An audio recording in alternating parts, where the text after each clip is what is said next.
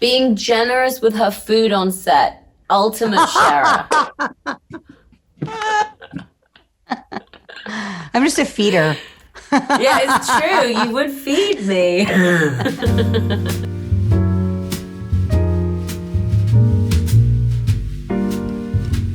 Florence and I first met in a rehearsal space. There was so much build up to the day that we were going to have a rehearsal and the day that we were going to meet each other. I actually had just got off a flight 2 hours previous. There was no time in the day for me to have showered in my trailer. So I remember just sitting there going, oh my God, I'm going to meet Scarlett Johansson and I'm smelly. Great.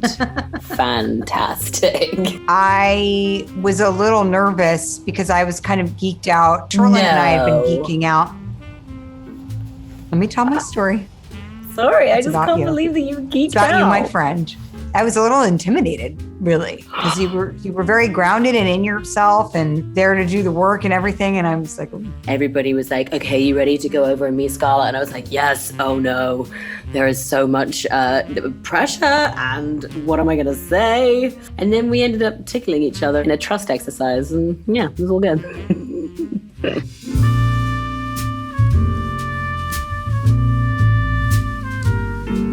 I think part of it is generational a little bit. I'm really so impressed by how curious Florence is about herself and others, how confident she is, but very humble and okay with her vulnerability and okay to show her soft underbelly and all that stuff. I was so much more guarded when I was, starting, when I was in my 20s. I was, very sort of protective in different ways. I think because of, it was 10 years ago, it was another time. And then that's also just part of her personality too. She's just like an open book. And I think I learned, to be probably a little easier on myself. I feel like I always, Florence, every time I see her, she's like,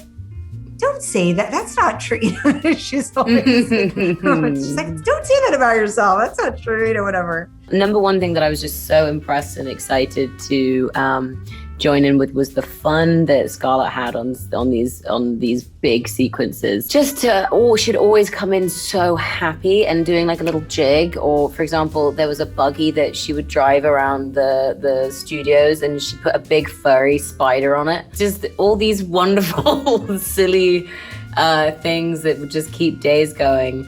I also think one thing that I remember looking at and feeling really impressed and excited that I was in the room for was her ability to stop and rethink things. I think it was a very powerful thing for me to see as a young actress looking at this woman who has created this movie and this character, and her ability to actually pause and rethink something that doesn't work. Whereas I think a lot of the time, especially when you're younger, I suppose, I'm eager to please or get the job done or be like, yeah, sure, whatever.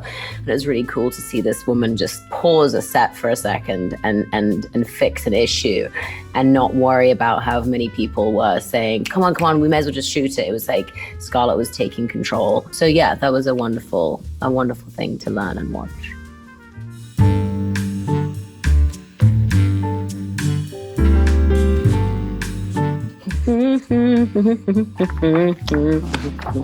Oh God, there's just way too many. I'm doing it in capitals because I mean it the most. I think I spelt a word wrong, but here we go.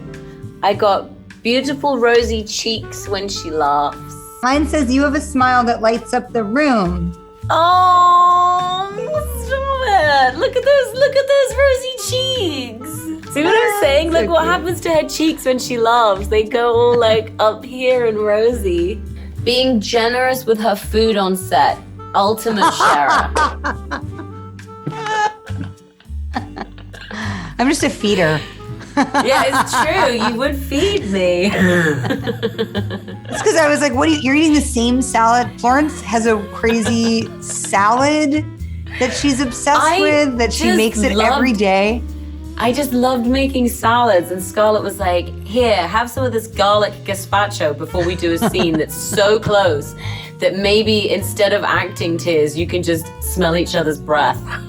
Well, I didn't want to be the only one. That was actually just selfish for me because I didn't want to be the only person with garlic breath. Mine says, "You're a wonderful listener. That's a real gift for those around you." Oh, wonderful listener.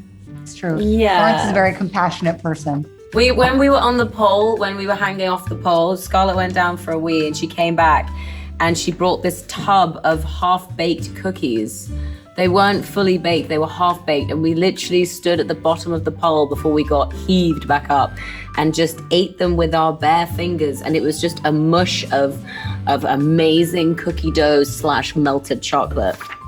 And then we were about to go and do an intense fighting hanging off a pole scene. Like, and now get into this harness. No bathroom breaks for 3 hours. I don't fit.